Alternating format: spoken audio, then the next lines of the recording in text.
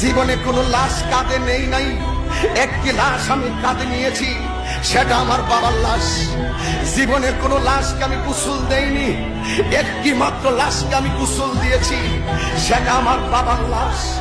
জীবনে কোনো লাশ আমি কবরে নামাইনি, একটি মাত্র লাশ আমি কবরে নামিয়েছি, সেই লাশটি হলো আমার বাবার লাশ।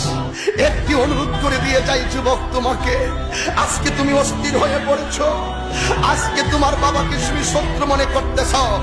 এই বাবা হলো বটবৃক্ষের মতন, বাবার লাশটাকে কবরে নামিয়ে বাবার মাথার পাশের কাফনটা আমি খুলে বাবার দাড়ির মধ্যে আমি ধরেছিলাম।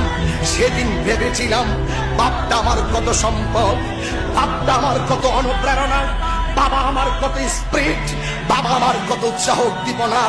জীবনে কোনোদিন বাবার মনে কষ্ট দিও না, জীবনে কোনোদিন মায়ের মনে কষ্ট দিও না।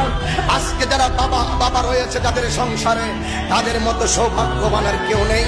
যাদের মা দুনিয়াতে নাই, তাদের মতন কপাল পোড়া আর কেউ নেই।